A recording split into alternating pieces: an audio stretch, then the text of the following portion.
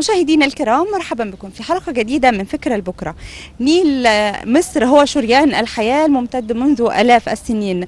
مصر بدون النيل لا قدر الله هيكون هناك مشاكل كثيرة، ولكن هناك مقولة لعالم مياه جليل أن النيل يتيم بلا أب، بسبب التلوث، بسبب أشياء كثيرة. معنا هذه الحلقة عالم البشمهندس محمد عبد الوهاب ليقدم لنا فكرة لتنقية مياه النيل. أهلا بحضرتك باشمهندس. اهلا وسهلا فندم. اهلا وسهلا. باشمهندس، حضرتك بتقدم فكرة يعني مراكب لتنقية مياه النيل تراقب وتوجه بالأقمار الصناعية. فكرة حضرتك؟ هي مركب هيكون فيها جهاز اتصال، الاتصال هيكون مربوط بوحدة تحكم متصل بالقمر الصناعي.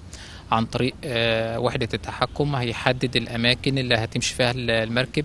نقدر نستخدم المركب دي في تنقية الأعشاب والحشائش زي ورد النيل.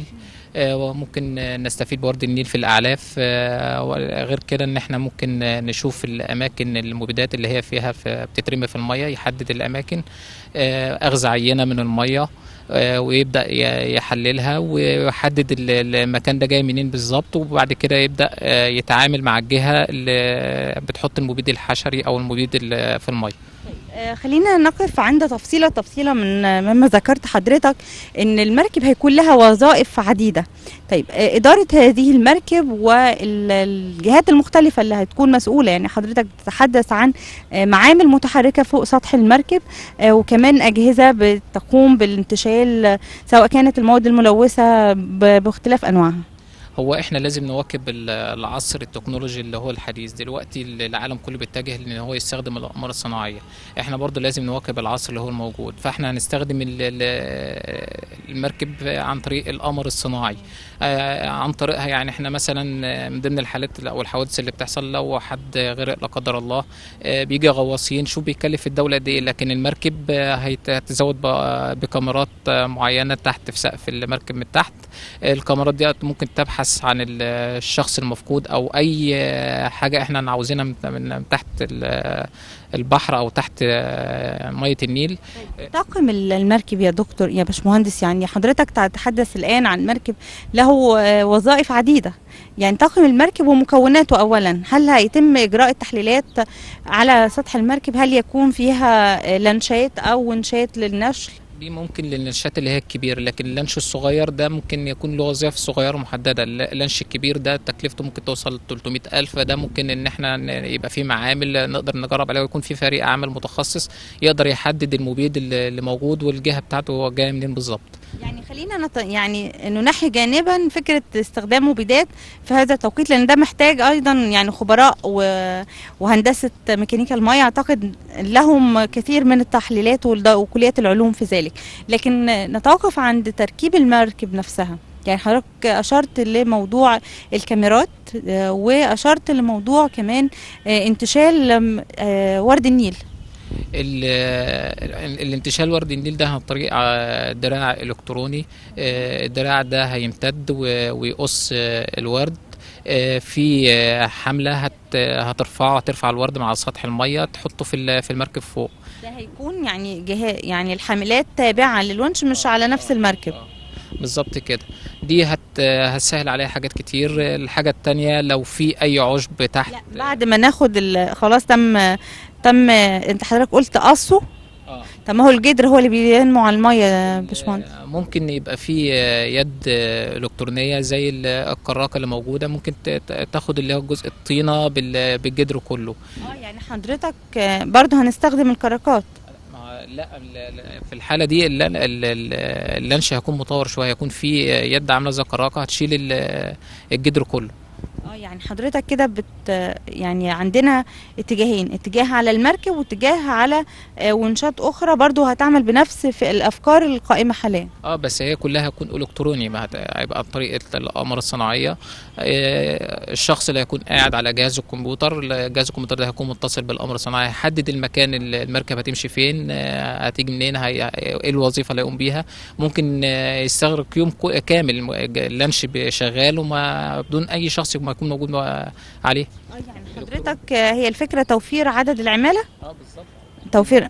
بس احنا يا دكتور، يعني يا باشمهندس اللي هيسمعنا حالا يعني يقول احنا محتاجين ايدي عامله تشتغل، وخاصه ان احنا بنتكلم على ورد النيل بيكون في المجاري المائيه، سواء كان في يعني الترع او المصارف او يعني المجرى من نهر النيل ممتد على مستوى المحافظات. انا يعني في ايدي عامله انا خدتها من هنا، لكن اتفتحت جهات تانية عشان خاطر مع تطور التكنولوجيا هحتاج ناس تصنع اللانش، ناس مهندسين يبداوا يصمموا البرامج الخاصه لحاجه زي دي، ناس تشتغل على الاقمار الصناعيه عشان خاطر يوجهوا اللانشات والحاجات دي.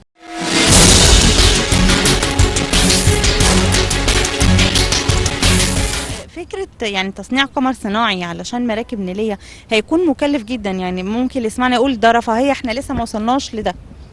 لا، هو ما احنا عندنا بنطلع الاقمار الصناعيه عشان خاطر التلفزيون، ايه المانع ان احنا نطلع قمر صناعي عشان خاطر مش هيكون خاطر بس النيل، هيكون في حاجات تانية يعني، في استخدامات تانية كتير بس مش هنتكلم عليها في الحلقه دي، بس ده جزء منها. فهو القمر الصناعي بيتكلف حوالي مليار، لكن هيكون له استخدامات كتير. من حضرتك درست يعني تنقية المصارف او المجاري المائية لفرع النيل، يعني طول خط النيل من اول اسوان لغاية فرعية رشيد ودمياط بتكلف الدولة كام؟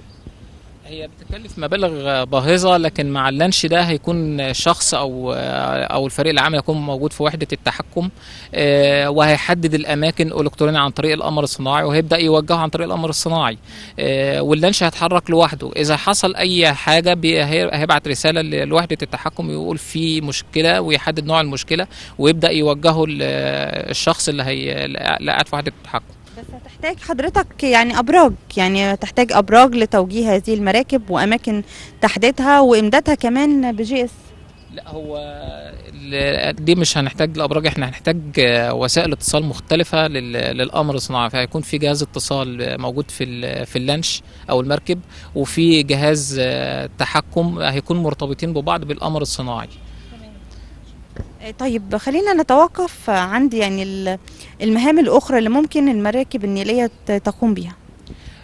ممكن ان احنا نبحث عن عمق الميه، انواع الحاجات اللي موجوده في الميه، اذا كان مثلا في طامي، احيانا بيبقى في طامي موجود فيه نسبه من الذهب، ممكن نستخرج الحاجات دي ونحلل الطامي ده ونحدد المكان اللي فيه اكثر مثلا من خامه من الخامات اللي هي الذهب دي. متواجد في مصر بالاخص عند السد العالي، الطامي الموجود هناك فيه كميه ذهب كبيره، بلاد الذهب، بلاد النوبة.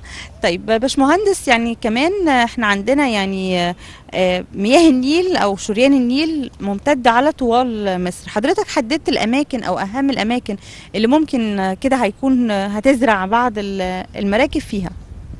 هو احنا ممكن نغطي النيل بالنسبه لمصر هنا حوالي بتاع 20 لانش بالكتير، كل لانش ممكن نحدد له مساحه عدد كيلوهات معينه ويستخدمها. ممكن يعني بدل ما اللانش يعمل 5 كيلو او 10 كيلو او 20 كيلو، ممكن نخليه 100 كيلو او 200 كيلو اللانش الواحد، بس ده هيستغرق في وقت في النظافه، يعني بدل ما هيعمل اللانش شغل مثلا في يوم، على ما يخلص مثلا 100 كيلو هيقعد مثلا 5 ايام او 10 ايام. حضرتك هتحطه على الاماكن الرئيسيه بس في المجرى الرئيسي، يعني مش هتتفرع يعني الريحات او يعني المجاري المائيه الصناعيه؟ ممكن في حاجات الريحات والحاجات دي نستخدم اللانشات الصغيره، دي هيكون امكانياتها قليله شويه، لكن دي بقى في اصل الحشائش، مثلا اذا كان حصل حادثه ولا حاجه ممكن يخرج جثه الكترونيا عن طريق ايد الكترونيه، هتنزل بعمق للجثه بعد ما يكتشفوها، وبعد كده الايد دي هترفع الجثه لسطح المركب. تكلفه المركب كام يا دكتور؟ هو اللانش الكبير هيتكلف حوالي 300,000، المركب الصغير أو اللانش الصغير ده هيخش له في حوالي 60,000. نتمنى لحضرتك التوفيق، وإن شاء الله فكرة حضرتك ترى النور. شكرا لحضرتك. شكرا يا فندم. شكرا. مشاهدينا الكرام، كما تابعنا معكم هذه الفكرة لحماية نهر النيل من خلال مراكب توجه بالأقمار الصناعية. شكرا لكم، غدا فكرة جديدة، إلى اللقاء.